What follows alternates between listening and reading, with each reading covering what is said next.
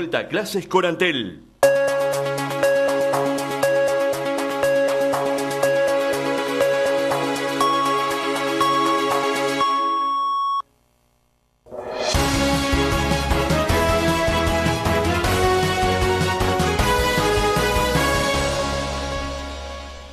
Bueno, buenas noches a todos, bienvenidos a esta... Es una edición especial de Noticiero 12 porque vamos a obviar las noticias que habitualmente damos a conocer, las vamos a pasar al final.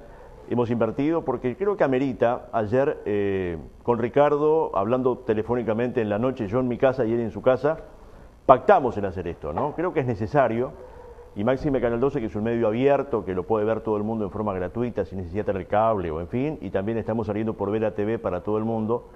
Me decía un amigo que te hacía un traslado, amigo médico, dice, voy a verlo en ambulancia. Bueno, bárbaro. Es interesante conocer también la opinión de un profesional, pero más allá de un profesional, el director del hospital, donde también hay pacientes cursando la enfermedad, el COVID. Y bueno, y tenemos varias preguntas que ya nos han hecho algunos televidentes que vamos a trasladarle al doctor. Pero antes de entrar en las preguntas y respuestas, darle la bienvenida y saludarlo. Ricardo, buenas noches. Buenas noches, muchísimas gracias. Mucho es inquietud nuestra y te agradecemos mucho el eco, porque hoy sí podemos contarle cosas a la gente. Yo veo con preocupación lo que se ve en las redes sociales, lo que algunos grupos están impulsando en la sociedad. Me aflige. Porque resulta que lo que tenemos que hablar no hablamos, porque no queremos, porque estamos cansados, tenemos miedo de no ser políticamente correcto, por tantas cosas. Yo creo que es momento en que, por lo menos desde nuestro lugar, algo le podemos decir a la gente. ¿Y por dónde comenzaríamos, doctor? Y yo comenzaría por decirle a la gente que hasta hoy o hasta hace unos días, vivíamos una historia que nos la habían contado como muy trágica, y que nosotros no la estábamos viendo tanto. Y que en ese momento nos asustamos y asustamos a la gente. Incluso me cuestionaba yo que anduviéramos persiguiendo. Yo les decía en el comité de emergencia, en abril del año pasado, los pobres ciudadanos, digamos, desconcertados que iban a la playa, los mandábamos correr con los marineros. ¿Ustedes se acuerdan o no? En uno solo, arriba una tabla. Estábamos tan asustados que no los dejábamos correr ni en la arena porque no podían nadar afuera. Eso fue en abril. Y teníamos 30 casos, 40 casos en el país. Y en Montevideo, básicamente. Sí, absolutamente. Hoy, yo no sé por el número que andamos, 80.000, 90.000, 90.000, algo así. Ciudadanos han cursado. Cada día tenemos más casos, cada día tenemos más muertos, cada día tenemos más gente grave. Y sobre todo, si miramos la comunidad nuestra, tenemos gente que conocemos, gente que queremos, que apreciamos. Y gente que a veces se enferma, digamos, cumpliendo con su deber. Y otros que se enferman porque tienen que vivir, porque tampoco se trata de perseguir a los que quieren reunirse, los que quieren estar con sus familiares. Yo creo que es un momento de poner un poquitito, bajar la pelota al piso, como hablábamos en términos de futbolero, bajar la pelota al piso y ver, bueno, a ver, ¿cuánto hubo de alarma cuando no teníamos tanta razón? ¿Y cuánto hay ahora de no dar pelota cuando tenemos que dar? Yo te diría que esa sería la introducción. En ese sentido, quiere decir entonces que tenemos que apretar un poco más, tendríamos que apretar un poco más la movilidad. No apretar. A ver, ¿controlar más? Tampoco. No creo que pase por ahí. Yo lo que creo que... ¿Hacer uso efectivo de la burbuja? Yo creo que lo que la gente ahora, lo que tiene que darse cuenta la gente, es que los que lo llamen de Montevideo para venir a pasar la Semana Santa, que se queden en Montevideo. El que va a subirse a un ómnibus porque va a hacer algo que no es primordial, que lo piense. Yo le estoy pidiendo 30 días, 40 días, no le estoy pidiendo más, porque nosotros en marzo del año pasado no teníamos punto de salida, por eso no nos animábamos muy bien a decirle hasta dónde podemos apretar. Por eso quédate en casa. El año pasado fue quédate en casa, porque nosotros pensábamos que esto venía como la ola de Italia, como la ola de Guayaquil, y que nos iba a dejar un tendal de muertos. Cuando vimos que eran pocos casos, cuando vimos que eran muchos diagnosticados con los test famosos PCR y que no los veíamos tanto en los hospitales, que eran casos conocidos que iban ocurriendo, llegamos a pensar, bueno, esto Digo, estamos haciendo mucha alarma y la gente empezó a aflojar. Nos relajamos, como Y dijo la yo calle. le decía a mis vecinos y a mis colegas compañeros de comité de emergencia departamental, cuando nosotros lo alarmábamos, la gente, la común de Cerro Largo, no son bobos, como tampoco en ningún lado del mundo. Se asomaban por la ventana y miraban en el hospital cuántos COVID había. Yo no tenía ninguno. Claro. Nos asomábamos a Camcel y mirábamos a ver, no había ninguno. Nosotros estábamos alarmándolos a todos y encerrándolos en la casa. Se nos fue la mano porque era la realidad que teníamos en aquel momento. Ahora, esto cambia todos los días. Y cambia tanto, digo, que hoy precisamos que la gente no se reúna, que se cuide. Digo, hoy el motivo de alarma es real. Se nos están muriendo médicos, enfermeros. Esto ya no es historia de Brasil, esto es historia de Cerro Largo, de Melo. Sí. Y yo no tengo cirujano de guardia, yo ya les avisé hace como 15 o 20 días que íbamos a tener días que yo no tenía cirujano de guardia y no tengo, porque está con COVID. Hay que derivar. No, tengo que arreglarme como puedo. Ajá. No tengo anestesista. No tenés anestesista. No tengo traumatólogos. Entonces, ¿y dónde están? Están internados. Entonces, íbamos a la sala y los enfermeros son pocos. ¿Y dónde están? Están internados. No están bobeando, están internados, están peleando. Y ya no es un cuadrito de que... No es una gripe. Cuando la gripe fue hasta que se murió Sonsol. Sí. Cuando murió Sonsol, yo les puse en las redes sociales. Se nos murió muchas cosas, pero una de las cosas que se nos murió fue la certeza de que no es una gripe. Vos ves un tipo sano y de un día para el otro lo ves muerto, ¿verdad? Totalmente. Entonces quiere decir que, si bien es cierto que no es la única causa de muerte en el mundo, que siempre lo analizábamos, estamos haciendo demasiado bambolla con esto, porque morimos más por tránsito, morimos más por suicidio, es verdad, pero ahora, en este momento yo tengo el hospital 20 y pico de COVID, en un hospital que nunca tuvo una patología, 20 y pico de camas. En el CTI de Camcel está lleno, las 10 camas con COVID. Eso nunca pasó con los suicidios, con los accidentes de tránsito. ¿No? Vamos a ponernos en las justas medidas. Claro. Entonces, tenemos algo que es verdad, es real, la estamos viendo, tiene nombre, apellido, y los estamos viendo cómo impacta en lo social también, porque hay una gran cantidad de gente que tiene que dejar de concurrir a trabajar porque son contactos. Entonces, dejan de funcionar las instituciones de salud por falta de gente. Yo hoy tengo 40 funcionarios del hospital que están fuera de combate. Entre más de 40, 50, 25 que tengo COVID y debo tener más o menos unos 20 y tantos en cuarentenados, que estoy esperando a ver qué son contactos. Entonces, ¿cómo funciona un hospital que tiene 400 funcionarios con el 10% afuera de combate? Es difícil. Es muy difícil. Es muy difícil. Entonces, es real, se ve, se toca y yo les voy a decir una cosa. Yo creo que con la gente de Cerro Largo me gané el derecho de decirle algo. Porque hace 34, 35 años que estoy acá, donde me han buscado, me han encontrado, y si hay algo que yo hago es no rehuirle a la responsabilidad de la batalla. Y a mí me tocó vacunarme recién hoy. Yo no fui por la puerta del fondo, porque se está haciendo un gran esfuerzo por vacunar a la gente. Y yo insistía que nosotros, lo de la salud, deberíamos haber estado en los primeros lugares y acepté, porque sé que alguien tiene que tomar la decisión, y no todas las decisiones tienen que ser compartidas. Puede haber diferencia de enfoque y todos tienen razón. Se decidió por la enseñanza, a mí me pareció muy bien. Yo postergué mis soldados por la enseñanza. Sí, sí. Y se me murieron algunos porque yo los postergué, porque miren que 10 días de vacunación antes o después cambia. Cambia. Porque está comprobado, ahora estamos viendo que los intensivistas del americano nos están diciendo, wow, ya no estoy viendo más ingresos de los que se dieron la primera dosis. Se dieron la primera dosis, después de los 20 días ya estás viendo que los que ingresan no están vacunados. Entonces, hasta los primeros 20 días parece que es como que cuesta que empecemos a arrancar alguna defensa. Ya después de los primeros 20 días algo nos ayuda. Hay que vacunar. Quiero ir a eso entonces. ¿La vacuna es efectiva? ¿Hay que vacunarse?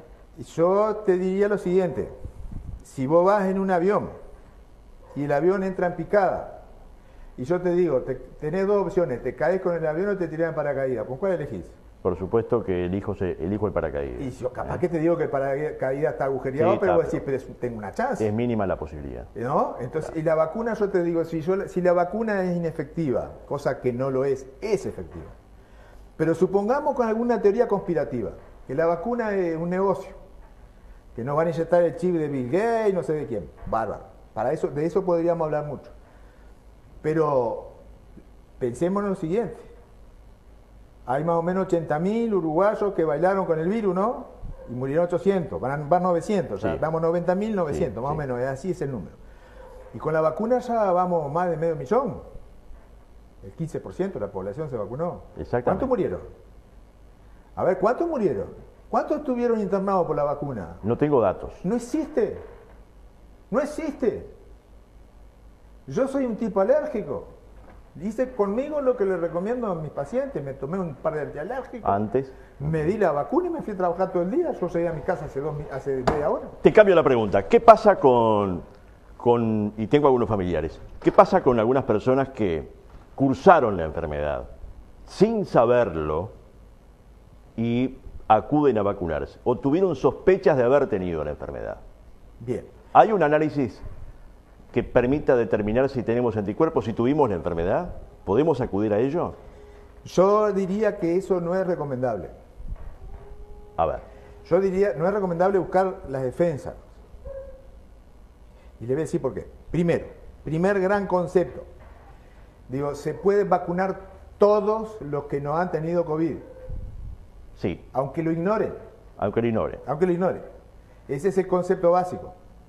Usted no tuvo diagnosticado COVID, vacúnese en la fecha que le dieron, vacúnese, ese es el consejo.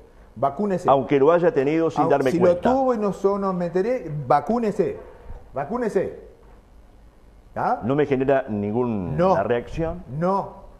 Lo que pasa es que acá hay un concepto de sentido común. Mi cuerpo ya generó, Si vos te- mi organismo si- ya generó anticuerpos. Si vos te vacunaste con el virus, sobreviviste, tenés anticuerpos. Porque no hay otra manera de defenderse una guerra sin tener soldados que te defiendan. Obviamente. Es decir, ningún país en el mundo gana una guerra sin tener soldados. Digo, ¿a alguien se le ocurre pensar que la Segunda Guerra Mundial la ganaron los aliados sin tener un ejército? Dice, pero yo no los veo el ejército. Pero ganaron la Segunda Guerra, ¿y con qué ganaron? Con cucaracha. Ganaron con soldados. Quiere decir ¿Y que- dónde están los soldados? Ah, encontralo. Que no lo encuentres no significa que no Ahí lo está. tenga. Aunque tengamos sospechas de haber tenido una enfermedad y no haya pasado 3 meses, igual hay que vacunarse. Solamente no se pueden vacunar hoy Aquellos los diagnosticados. que tuvieron COVID, hoy por hoy no, porque Sí. ya dentro de unos meses vos vas a ver que lo vamos a vacunar. Sí, claro. Pero hoy por hoy, el que tuvo COVID, ese no entra en la agenda. Ya está vacunado. En Claro. principio está vacunado. Segundo, no se puede vacunar el que está con fiebre de cualquier naturaleza, porque puede estar cursando un COVID, puede estar cursando otra enfermedad, y no es buena cosa que tú estimules tu organismo en forma de anticuerpos cuando él está peleando contra algo que vos no sabés lo que tenés. Sí. Entonces no es recomendable ninguna vacuna cuando vos estás Claro. con fiebre. Esa es la única situación en la cual no se puede vacunar. ¿Puedo entrar con las preguntas de los televidentes? Bien. Bueno, buenas noches, Néstor. Dice, una pregunta para el doctor Caballero. ¿Cuánto tiempo lleva el virus en contagio a un negativo? No sé si... A ver, yo voy a interpretar esa A pregunta. ver, ¿qué quiere decir? Significa en cuánto yo me puedo convertir en positivo después De haber estar estado en alguien- contacto con con un- alguien que alguien esté con la enfermedad. Si yo tengo un contacto estrecho, tengo chances de contagiarme. ¿Cuál es el contacto estrecho? El que no estamos teniendo ahora. Tiene que ser sin tapaboca, a menos de 2 metros, más de 15 minutos, ahí soy contacto estrecho. Ahí está. Yo tengo contigo 3, 4 metros y posiblemente nuestro tiempo límite de riesgo se acerque quizás a los 45 minutos, 1 hora. Tiene que ser ambiente cerrado, mal ventilado, Ahí está. entonces aumenta el riesgo de contagio. Si estamos en un ambiente cerrado, yo soy contacto estrecho contigo porque vivo contigo en la casa, porque tomé cerveza contigo, porque tomé mate contigo, yo puedo empezar a sentir síntomas entre el tercer y quinto día. ¿Y yo? El que me Tú. contagio. O sea, el que me Ahí está. contagio. Ah, vos. Yo ya tengo la Tú enfermedad. lo tenés. Yo empiezo a tener el virus entre 3 y 5 días. Después de haber compartido el mate. Después de haber compartido el mate, después de haber jugado una conga estando cerca. Ahí está. Entre el tercer y quinto día. ¿Cuándo me agravo yo? ¿Cuándo siento falta Bien. de aire y todas esas cuestiones? La enfermedad también podés cursarla sin síntomas, ¿no? Claro, Eso pero también. vamos a poner Vamos a el suponer extremo... que cursa con todos los síntomas. Ahí está.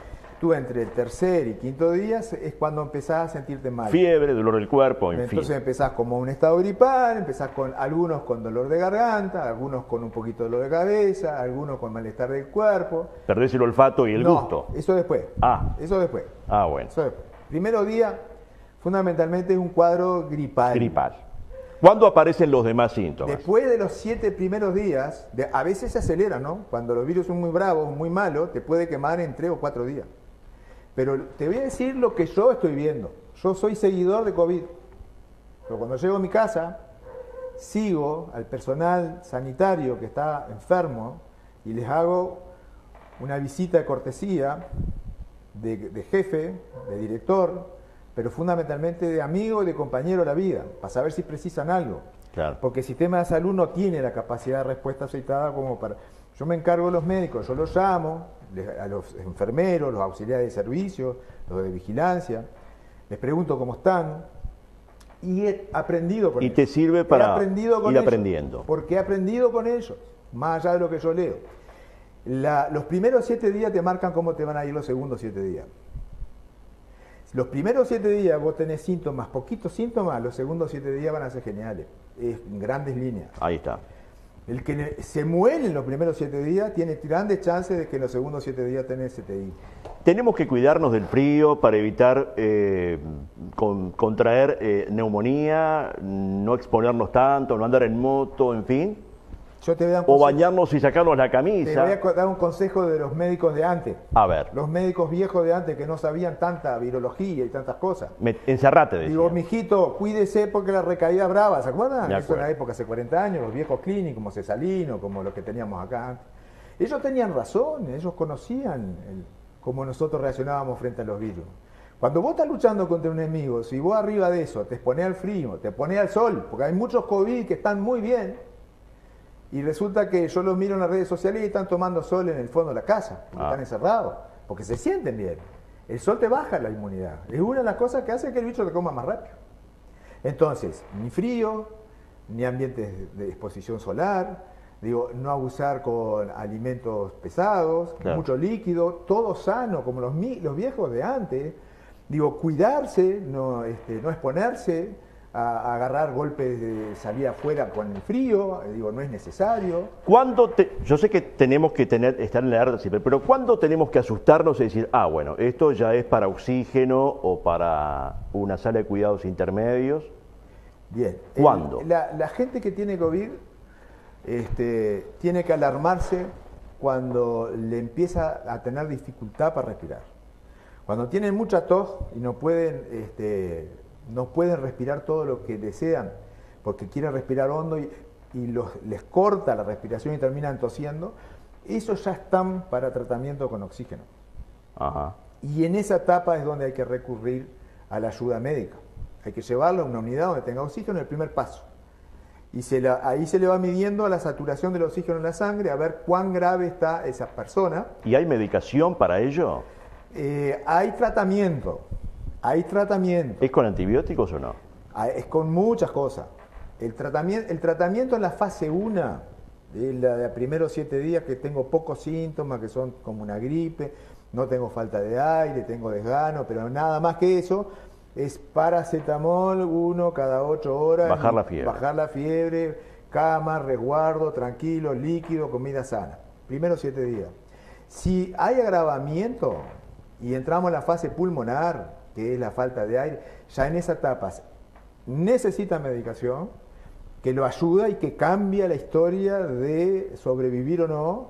Por eso es importante la asistencia médica, porque está demostrado que hay 2 cosas que son las que matan a los COVID, que son las coagulaciones en los pequeños vasos, las microcoagulaciones, porque la sangre como que se espesa y se empieza a coagular, y el gran tormenta inflamatoria que se genera en todo el organismo, que es un exceso de tu inmunidad frente al virus, que te termina incendiando por adentro a ti mismo. Entonces, los corticoides y los anticoagulantes pasan a ser medicaciones de primera línea en el COVID, digamos, que va rumbeando al ventilador. De los últimos documentos que hemos leído, han visto una diferencia notable en aquellos que reciben los corticoides, los anticoagulantes, en una etapa severa, Sí. respecto a los que no lo recibieron. No es conveniente Sobrevive automedicarse más. previamente. No, lo que no es conveniente automedicarse. No es conveniente automedicarse. Sí. Yo, Pero muchas veces el a los que empiezan lo que son los pipeos que van a andar mal y que ya van rumbeando para la asistencia respiratoria y que de ahí van al ventilador, los que yo he tenido que dirigir y Tomate un recomendar, Corodex. yo les mando desametasona, yo les mando antiagregantes plaquetarios que le evita la coagulación, y si llegan a la etapa del intermedio, bueno, ahí se le darán inyectable, dosis más Ahí altas, está. pero digo, yo creo que se empieza a ganar en esa etapa. Yo tengo que cumplir con la gente, perdóname. Preguntale qué pasó con la omisión de asistencia. No, usted no voy a leer, perdón. Vamos a hablar. La contesto. No, me yo la dice- contesto porque yo la averigüé. ¿Qué pasa con la omisión de asistencia al chico Jubín? Sí, ¿Por sí, qué yo- hubo, me dicen? Digo, por suerte estamos a Cerro Largo y yo conozco a la familia. No es un desconocido. Incluso sé quién lo contagió. Y sé cómo pensaba, cómo vivía. Sé que estuvo lamentablemente muchos días tosiendo en la casa y que repartía pizza. Y también sé que lamentablemente muchos se deben haber contagiado porque como había una conducta en la cual se negaba la asistencia del virus, seguramente, no se protegió y vendió pizza contaminada, no hay duda. Ajá. Entonces, a lo que voy es, no estoy cargando las tintas, estoy leyendo una realidad. ¿Hubo omisión de asistencia? No hubo omisión de asistencia. Hubo una consulta el miércoles en el hospital de Melo, cuando lo van a ingresar al sistema, una consulta ambulatoria, salta que él es joven, le pertenecía la médica uruguaya. Ajá. Allí se le dice que la consulta de emergencia, o de urgencia, era de urgencia, no de emergencia, porque él fue por su cuenta, podía hacerla a 3 cuadras, 4 cuadras, que la médica uruguaya, que estaba vacía. Ese fue a su casa. Y después los familiares pidieron que el médico uruguaya lo atendiera en su domicilio.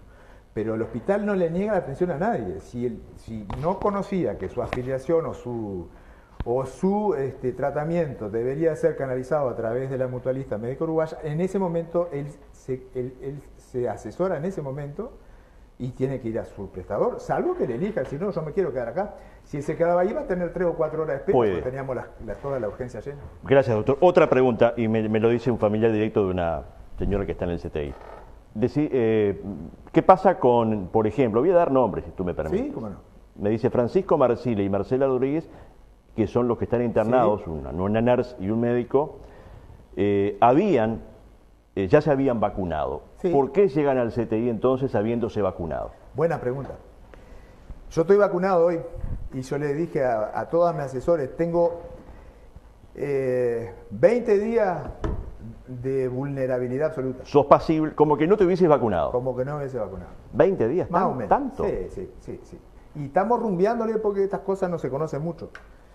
En el sanatorio americano, vuelvo a repetir, recién están viendo que los que completaron la primera dosis no estaban entrando ya a CTI. Hubo otro colega que se vacunó y a los 10 días terminó en el CTI, que no está mencionado ahí, también llevaba 10 días. Entonces, mi cálculo es que con 10 días más, capaz que no. Entonces, yo creo que 10 días más o 10 días menos de vacuna hace diferencia. Aunque sea una primera dosis, Así hace diferencia. que es como decías tú al principio, me vacuno y esos 20 días tengo que hacer una conducta Y después también. para evitar... No, y después también. Porque vamos a entendernos. Yo te estoy diciendo que no se me están llegando al CTI, lo que Sí, no quiere sí, decir sí. que no me lleguen a otra etapa, puedo, menos grave. claro, puedo enfermarme igual. Sí, o sea, yo voy a obtener inmunidad completa después de la vacuna, después de la segunda dosis, pasado 15 días. En mi caso, yo voy a tener mi segunda dosis a fines de abril. Quiere decir que a mitad de mayo yo voy a tener inmunidad como para poder no hacer un COVID grave. Tengo una pregunta desde esta tarde, yo quiero cumplir con casi todos, porque fue un poco lo que pactamos, o sea, que la gente pregunte, Perfecto. ¿no? Porque la gente muchas veces no tiene acceso a los médicos. Dice, consulta al doctor Caballero, esto me lo pasaron temprano en la tarde. Una persona que tiene alergias a los anestésicos, ¿será recomendable la vacuna anti-COVID? Y felicitaciones a usted y al equipo por la gestión al frente del hospital, me dice el 745. Bien, a ella siempre vacuna sí. Siempre, no hay alérgico que tenga contraindicación a la vacuna. Mi consejo y de los médicos que no andamos escribiendo pautas, es 2 días antes tómense cualquier antialérgico de los habituales con un poquito de corticoide, que hay muchos de ellos, Alerfaz con desametasona, Lordex, por decirle algunas marcas, tómese uno el día antes de la vacuna y otro el día de la vacuna y no va a tener ningún problema, porque el único problema que puede tener si no lo toma es que le aparezca picazón en el cuerpo, pero reacciones graves en toda la vacunación creo que lleva una sola. Otra pregunta del 018, me la hizo temprano en la tarde, a las 13:38 me pasó la pregunta. Dice, buenas tardes al doctor. Una persona que padece síndrome de TORT, está en silla de ruedas y además sufre crisis epiléptica, ¿puede vacunarse? Y yo creo que entra dentro de los vulnerables, los que tienen que vacunarse. Hoy, por ejemplo, en el hospital, para que tengan una idea, hoy en el hospital nosotros con las sobrantes de la vacuna Pfizer de la mañana vacunamos toditos los pacientes que tuvieran afecciones de otra naturaleza y que las ponen en situaciones más débiles. A eso le dimos la Pfizer, que es la que le da mayor inmunidad. Otra pregunta de otros oyentes. Dice, ¿qué opinión tiene el doctor Caballero del doctor Ciuto que usted mismo por mí entrevistó hace pocos días? Le agradezco la pregunta, enormemente le agradezco la pregunta. Para mí, es muy lamentable lo que está haciendo Ciuto. No voy a opinar sobre la persona de él porque no lo conozco. Lo que él está haciendo no hace un médico. Eso va contra el buen accionar médico. Yo no me imagino que un buen médico en un barco que se está hundiendo y que la gente está sacando los botes para que no se hundan, yo no imagino que alguien en ese barco empiece a gritar para que la gente no se sube los botes, para que la gente se quede en el barco. Yo no me imagino a alguien así, porque digan que los botes son imperfectos, que digan que los botes no están impermeabilizados correctamente, que no fueron estudiados en su criterio de calidad. Quédense en el barco. Yo no puedo entender. Y miren que yo no le deseo ningún mal al doctor Ciuto, porque no lo conozco.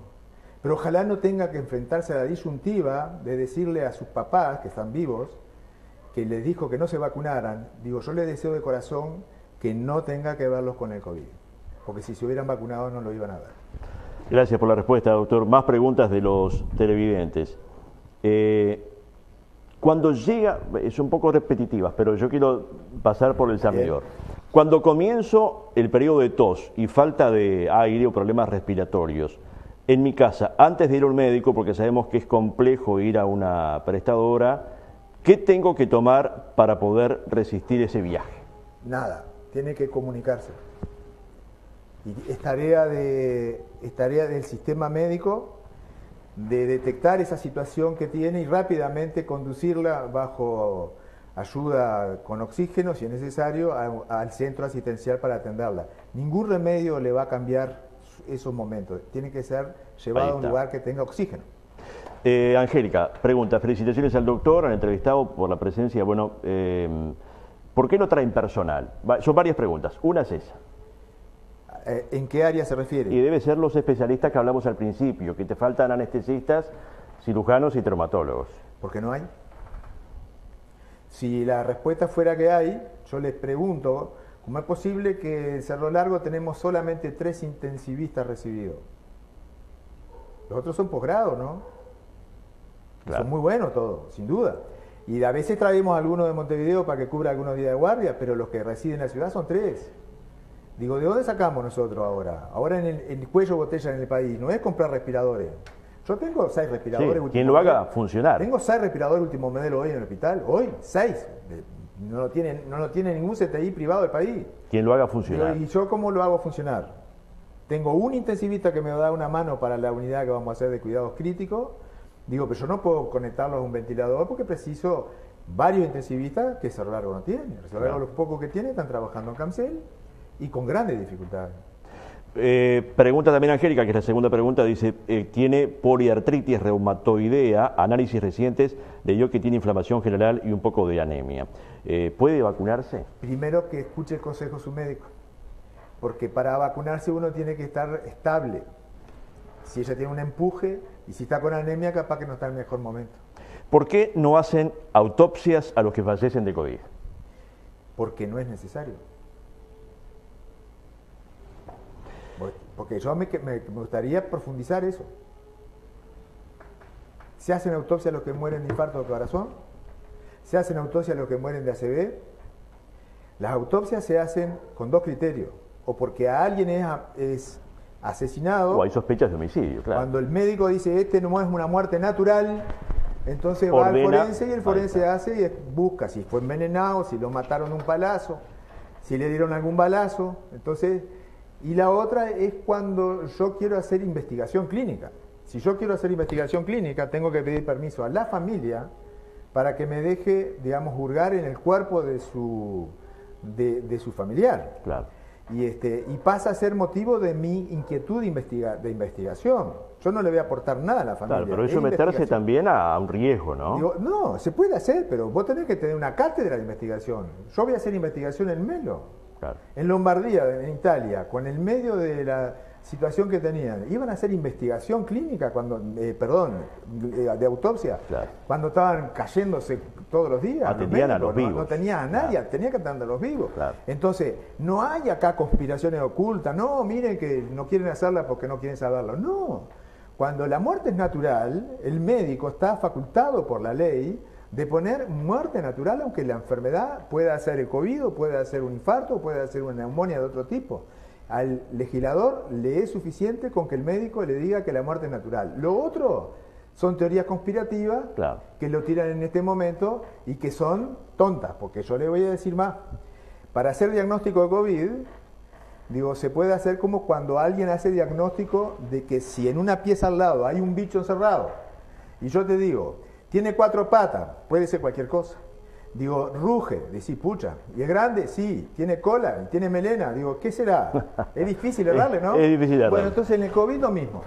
Cuando las personas que mueren con clínica de COVID, ¿qué significa? Son enfermos que tienen una presentación muy clara y absolutamente contundente. Son enfermos respiratorios, descompensados, que rápidamente pierden oxígeno. Ese es el COVID. Segundo, tiene que tener paraclínica. ¿Qué es la paraclínica? Los análisis que vos pedís fundamentalmente son los test diagnósticos, tienen que ser positivos. Podés medir hasta la cantidad de virus más o menos aproximado. Y la tercera, tenés que hacer un análisis epidemiológico a ver si en el entorno esa persona tiene posibilidades de contagio.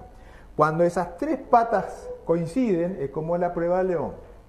Doctor, hay una pregunta más, dice varias preguntas más. Por ejemplo, dice, en los niños, ¿qué sucede? 4, 5, 6 meses en la casa, ¿puede ser portador o también se enferma? Las dos cosas. Los niños son portadores y se enferman. Por ejemplo, en Brasil hubieron 250 niños graves de COVID. 250 niños graves. Y entonces, claro, vamos a extrapolarlo al Uruguay, ¿también? Población por población, y acá nosotros deberíamos tener un niño, claro, grave en nuestra población. Digo, es un hecho estadístico, es un hecho que ocurre. Digo, después los médicos tenemos que interpretar por qué ocurre, y yo te voy a decir en parte las cosas que se están diciendo. El hecho es que los niños son más fuertes que nosotros, tienen más defensa que nosotros. Porque la defensa no son solamente eso que se saca en la sangre y se mide, tiene anticuerpos altos o bajos. Hay células blancas que comen, que se llaman macrófagos. Los niños tienen mucho de eso, porque los niños tienen su sistema inmune muy jovencito y esa fuerza que tienen esas células, los linfocitos T, puede ser que hagan la gran diferencia porque ellos no se enferman. Una señora dice que tiene alergia al sulfa. ¿Se puede vacunar? Y la otra pregunta, tengo trombosis, ¿me puedo vacunar? Son dos preguntas diferentes. Sí, sí, obvio que sí. Digo, estando en tratamiento, no tienen problema. ¿Por qué antes los que iban al CTI eran personas con comorbilidad y ahora van cualquier persona sin tener patologías previas? Porque algo cambió. ¿Es la P1 famosa? Yo pienso que sí. ¿Pensás que sí? Ah, sí. El enemigo cambió. Hace 20 días era de una manera, hoy es de otra. Y entre otras cosas incide eso. No se olviden que el joven de 27 años que falleció no era un obeso mórbido, como decían. No era. ¿Pero y cómo? Era un muchacho, digo, sano. Digo, tenía 26 años. Más allá de que dejó pasar un poco... Pero todo lo que quiera, pero digo, después te digo mi teoría por qué le pasó eso. Porque también le pasó a su señora, con 26 años. Exactamente. Y era flaquita, chiquita. Entonces, ahora yo te explico por qué le pasó eso. Y yo, entre otras cosas, si medianamente le hubieran rumbeado a lo que decimos casi todos los médicos, menos Ciuto, posiblemente no hubieran vivido esa situación. Porque como el virus es una patraña y como la pandemia es una plandemia, ellos quedaron encerrados en una habitación chiquitita 8 días tosiéndose uno arriba del otro. Y eso fue lo que les pasó a los que estaban en el barco del Mortimer, ¿te acuerdas? Exactamente. Estaban encerrados en el medio del Río de la Plata, respirando el aire que ellos mismos exhalaban a través de los ventiladores y de los aire acondicionados. Y eso incrementa El riesgo se te multiplica enormemente. ¿Ah, sí? Quiere decir que lo ves cuando ocurre con las personas encerradas en habitaciones chicas.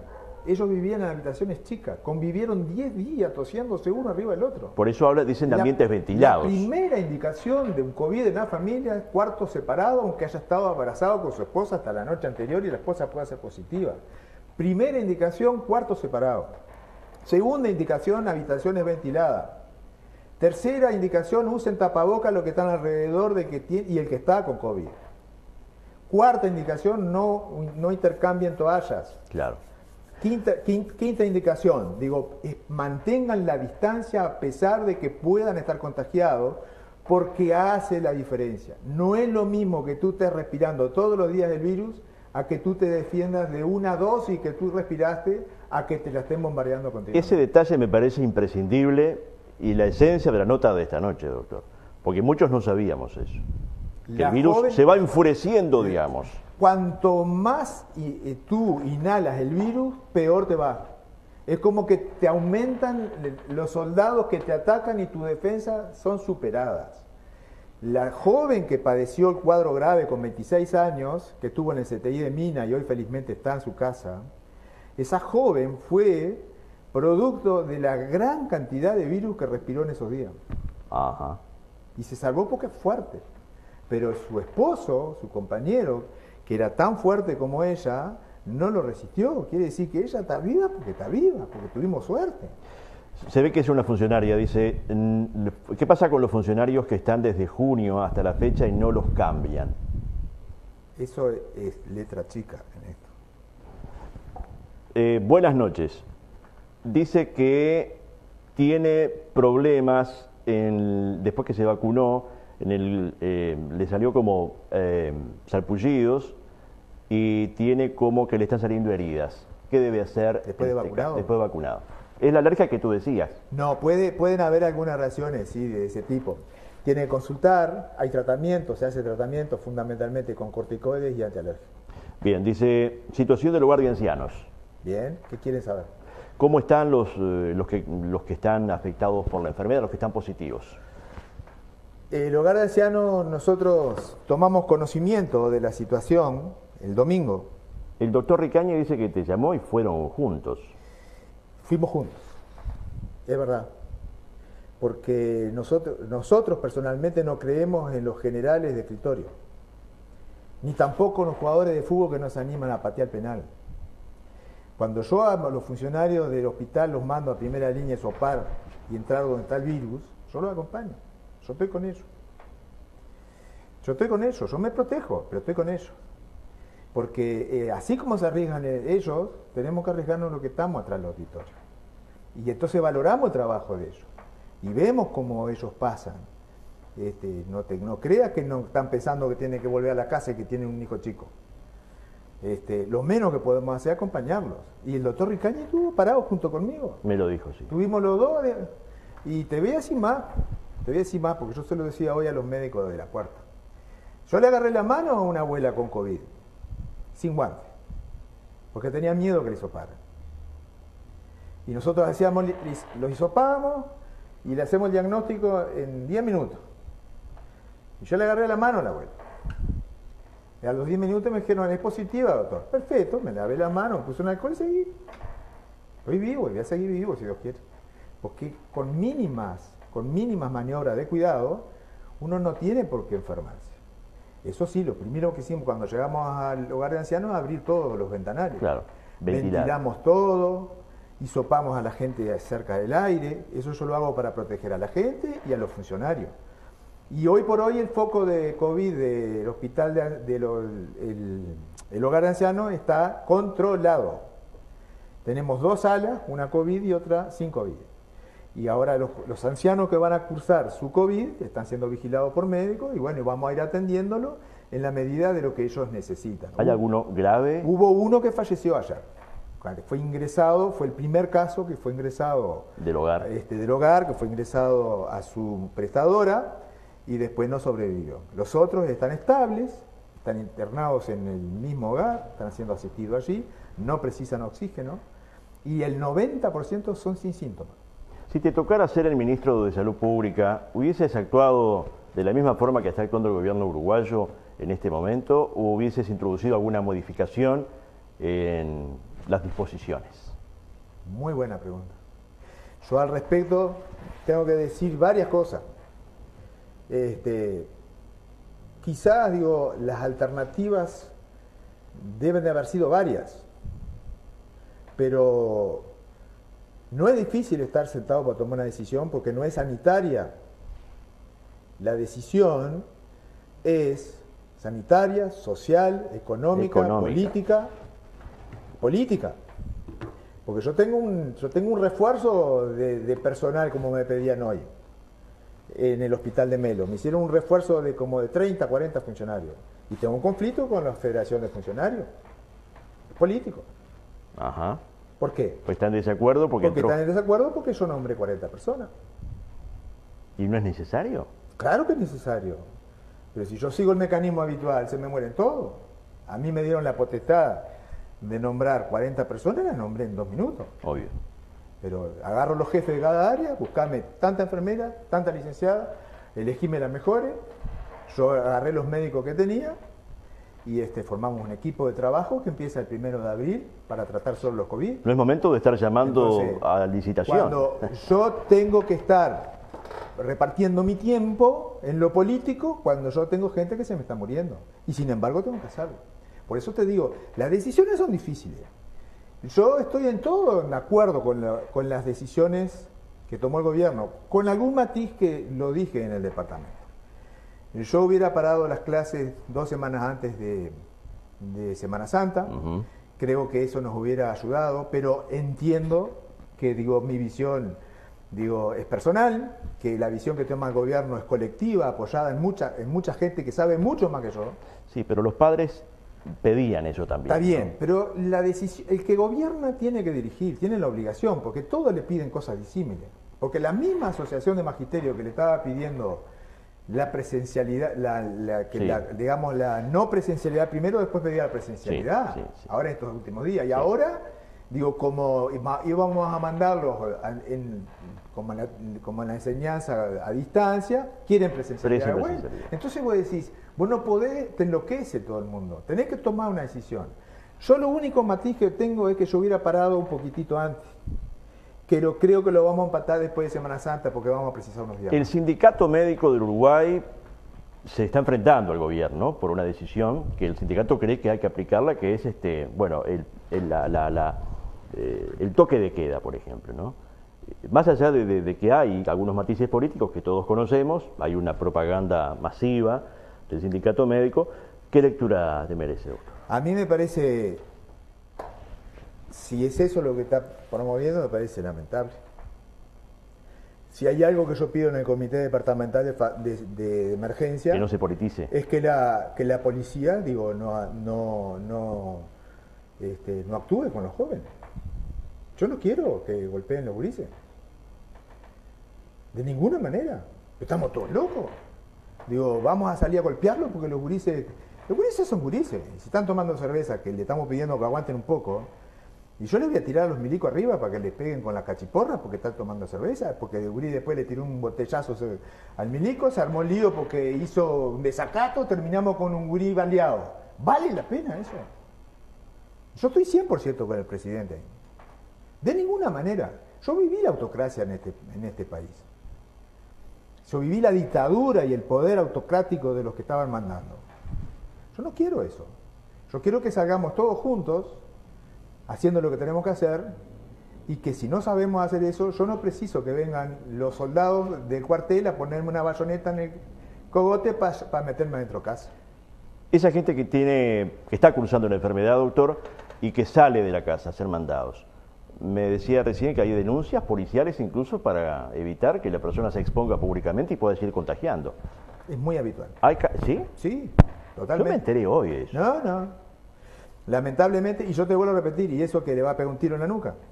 Vamos a mandarle los milicos. Armamos un lío mayor. Pero ¿y cómo? Digo, ¿por qué hace eso la gente? Porque, entre otras cosas, porque no tiene quien le lleve la comida a la casa. Pero ¿Estás en desacuerdo que se envíe la policía a la persona que salió? Absolutamente. Yo estoy de acuerdo que se den órdenes generales, que se inste, digo, que se intente convencer a la gente, pero yo no estoy de acuerdo que porque vos salgas con un bote ahora, te pido, por favor, aguantate un tiempito, ¿no? Pero si vos salís con un bote ahora, yo no estoy de acuerdo que te paren ahí, que te persigan a los balazos, que estamos todos locos.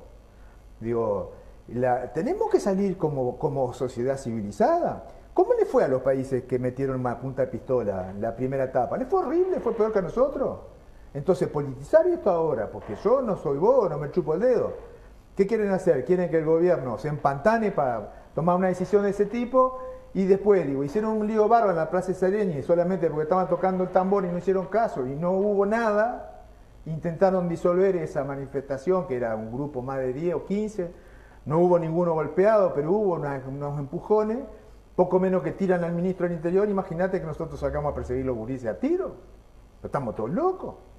Porque me van a decir, no, pero no estamos pidiendo eso. ¿Cómo que no? Una cuarentena obligatoria, un toque de queda, es eso. El que sale, fuerza. La policía no reprime, y claro que reprime.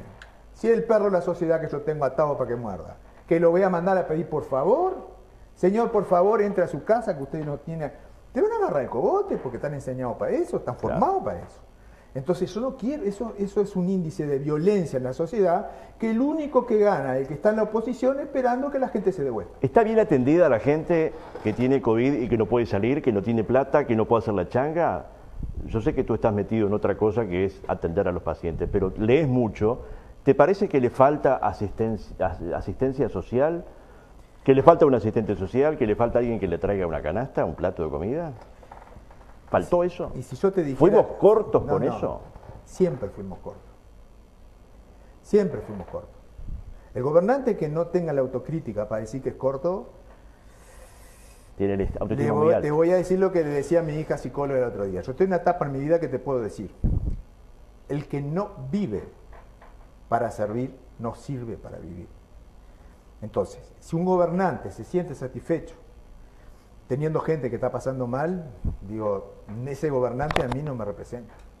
Claro que debemos mucho, y claro que quizás debamos hacer mucha cosa, pero vos tenés que calibrar el tamaño de la pedrada, Sí. porque todo eso lo terminamos pagando después que nosotros con falta de trabajo.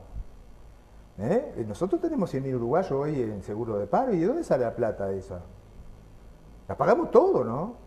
Con los impuestos, después nos quejamos. Pero Hay sectores que piden, los sindicatos, por ejemplo, abrir la canilla, es decir, nadie puede vivir con 1.500 pesos por mes de asistencia, por ejemplo. Es verdad, pero eso vivían fuera de la pandemia igual y nadie decía nada, ¿no? Entonces ahora en la pandemia nosotros tenemos que endeudar al país para arriba de los 12.000 millones de dólares que teníamos, tenemos que llevarlo a 30, 40.000 millones de dólares, dejamos una Venezuela acá, entonces quedamos todos locos contentos, porque después quedamos todos locos de hambre. Yo creo que hay que salvar. Y es bien difícil tomar la decisión para salvar. Tenés que calibrar de a poco. Por eso, el afloje que se hace de changador. Digo, pues ¿cómo va a impedir que el tipo labure? El tipo... Yo tengo un señor que me corta el pasto y vive de eso. Yo me acuerdo de la feria siempre, la feria. La feria, otra cosa. Quieren que corte. ¿Cómo le vas a pedir que el tipo haga el mango del día? Y dice, vos no podés. Digo, entonces está bárbaro, hay recetas perfectas para otros países, para nosotros. Nosotros vamos a salir bien de esto, con heridas, vamos a salir con amigos porque vamos a perder en el camino, con familiares, digo, vamos a salir todas estas. Pero no podemos salir más destruidos de lo que el virus nos destruye. Socialmente hablando no pueden haber fracturas, ¿no? Van a haber. Sí, van a haber. Porque ya la están habiendo, pero... Porque siempre van a haber. No podemos permitir que se sigan profundizando. Digo, siempre van a haber. Lo que pasa es que a mí me gustaría soñar con tener un país, digo, como Finlandia, donde no existe pobreza, ¿verdad? Digo, pero la pobreza... Israel dice que festejó haber terminado la pandemia, ¿no? en Tel Aviv, por ejemplo, ¿no? ¿Puedo hacer una crítica política chiquitita? Claro que sí. Digo, lo mismo que nos piden eso. Celebraban cuando Mujica decía que teníamos muchos abogados, ¿qué tanto tenía que festejar ser bachiller? ¿Por qué vamos? Es decir, celebró la incultura, que me disculpe, yo hablo desde el punto de vista político, no personal, ¿no? Y hoy entonces, ¿qué generamos? Generamos que adoramos los Suárez, que adoramos los Cavani, que nos gusta quedarnos tocando el tambor, tomando vino, eso está bueno, se estila, se lleva, está buenísimo, y el que estudia es un boludo. Y resulta que el que se supera es un boludo. Y usted genera un país para que venga, y que perdónenme que hablen estos términos, pero que genera un país para que vengan inversores, y yo le termino sacando la fábrica para que el tipo no puede producir porque no puede ganar. Entonces, digo, ¿quién banca eso? Ese cuento, ¿quién se lo come hoy? Los países salen con la riqueza, pero no la riqueza de que yo le saco a uno y le doy a otro. La riqueza que se genera, porque hasta eso está estudiado. Hay tipos teóricos que estudiaron, vamos a sacarle a los más ricos y le damos a todito la gente. Bueno, pasaron 15 años, los más ricos volvieron a ser más ricos y los más pobres volvieron a ser más pobres. ¿Por qué? Porque el tema es saber hacerla, no tenerla. Tenerla cualquiera la tiene. La gastás, la haces pelotas, que es una herencia. Ahora, si vos sos un buen zapatero, si vos sos un buen vendedor de autos, si vos sos un buen médico, si vos sos un buen deportista, te sacan y vos la haces. La volvés a hacer. Pero el que no le enseñaste a hacer, no la hace. En resumen, doctora, yo tengo varias preguntas. Una señora dice que tiene trombofilia, si se puede vacunar. Siempre en esos casos al médico. Seguir recomendaciones del médico que le sigue esa. En resumen y para cerrar, doctor, ¿dónde estamos parados? ¿Es para alarmarse? ¿No es para alarmarse? ¿Qué pasará el lunes? ¿Qué pasará el martes, el miércoles? ¿Corremos riesgo de quedar sin camas, absolutamente sin camas? Sí, claro que corremos riesgo. Ya estamos corriendo un riesgo hoy que no estamos atendiendo a todos los enfermos. Yo tengo en el hospital 15 camas libres en el hospital. Pero ¿por qué tengo 15 camas libres? Por si vengo accidentado yo. Digo, tengo 15 camas libres porque, entre otras cosas, se generó el espanto de que nadie quiere estar en el hospital, cosa que, digamos, que no está tan mal, pero hay enfermos que están en la casa que deberían estar por otras enfermedades siendo atendidas. Hay pacientes que están siendo retrasados en su diagnóstico oncológico y eso se paga. Por eso el hospital no paró en muchas de las medidas que se recomendaron. Nosotros seguimos haciendo las mamografías, seguimos haciendo las ecografías, seguimos haciendo los estudios de laboratorio, porque entendemos que ahí hay un mal que se le hace a la gente cuando dice paro, porque la vez pasada paramos todo y generamos un montón de gente que quedó dañada en el camino. Así que, ¿estamos en un momento crítico? Sí. Si ocupamos todas las camas, ¿vamos a verla más difícil? También.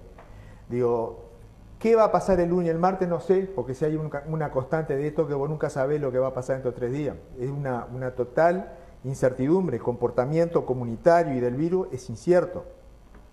Lo que sí es claro es que tenemos que hacer un esfuerzo. Yo les digo, son 30 días, 40 días. No movernos, no salir innecesariamente. 30 días, manténganse, pasar las reuniones familiares para dentro de 30 días. Che, vamos a hacer un asado, vamos a esperar 30 días. Nada, pero somos los mismos, son mi burbuja. No, pará, tu burbuja es tu casa. Che, vamos hasta dar una vuelta por 33, espera 30 días. ¿Por qué yo digo 30 días?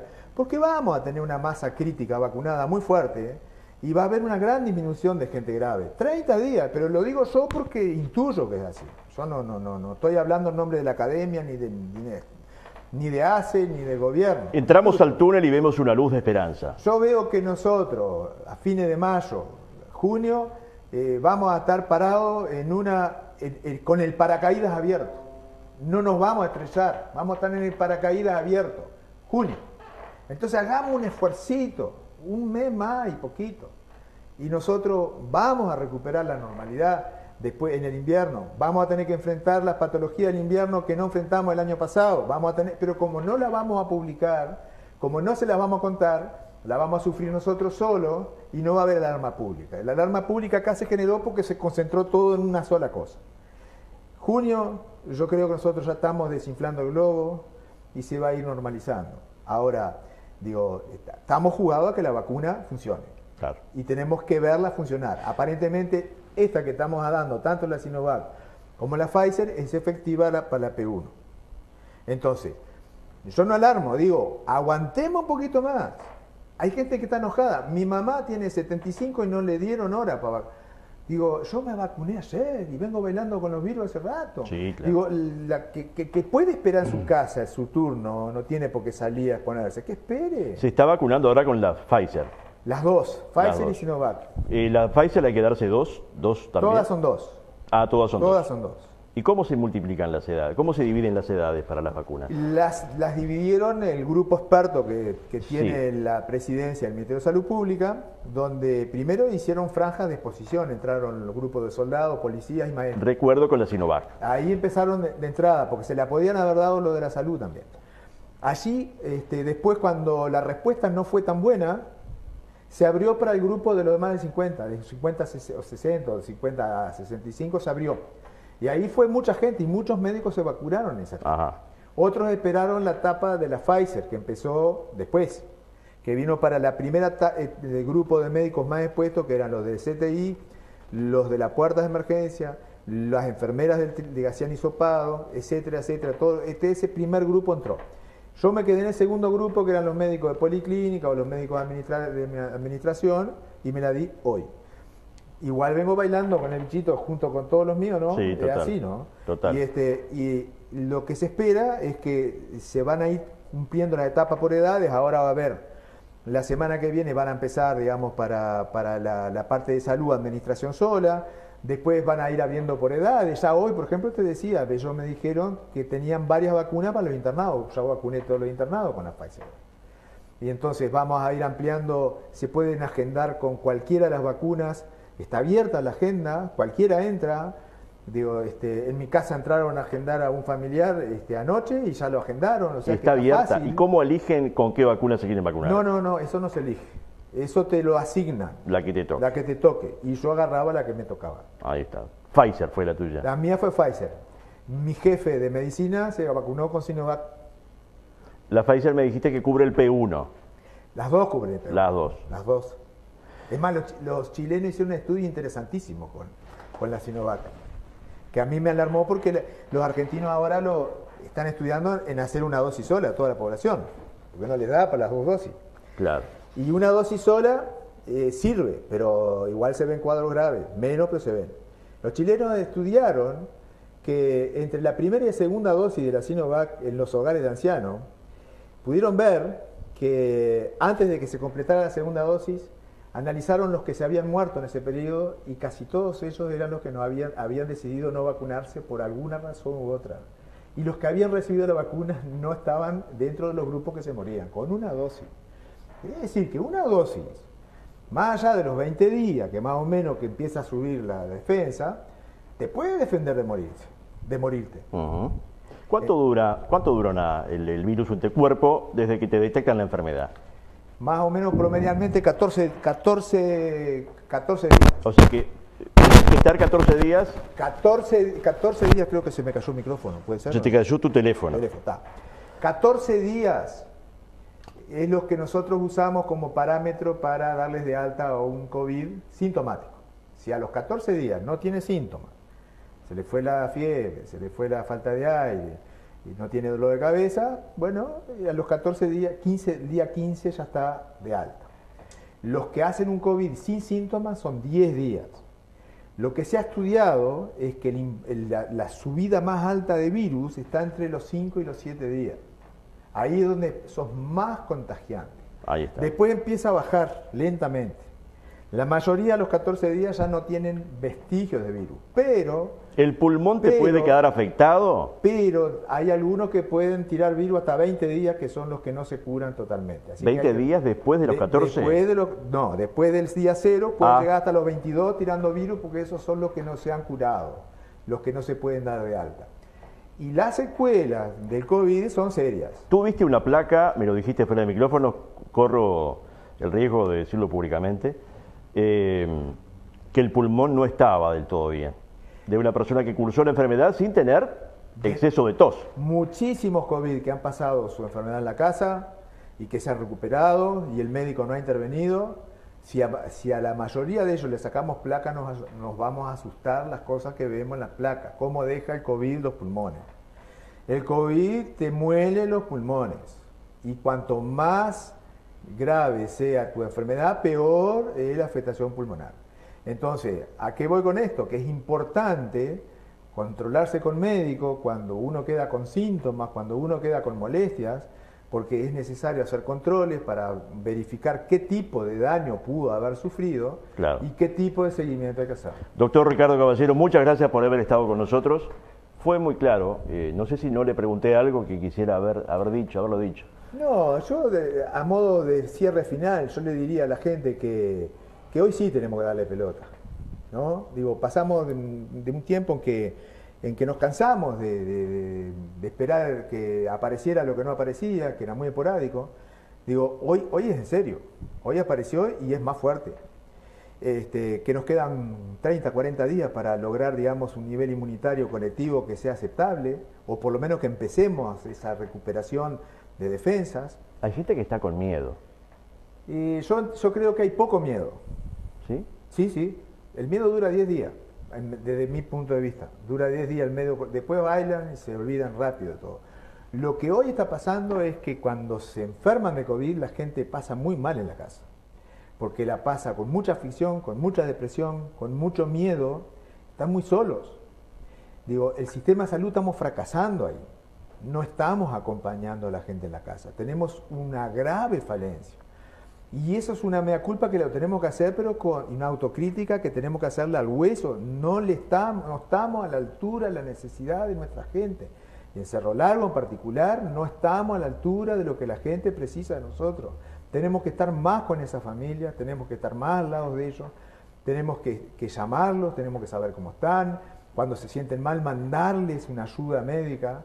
Digo, no, los tenemos muy sueltos. Por eso la gente sale a buscar alimentos, a hacer compras. Yo lo que digo es que es tan válido preguntarle si precisa una ayuda médica como precisás que te arrimemos algo. Porque no se precisa ser médico para eso. Precisás que te arrimemos un surtido de algún lado. Exacto. Tenemos que ser más solidarios. Yo creo que es hora que nos querramos un poquito más. Gracias, Ricardo. Bien. Gracias, amigos. La pausa.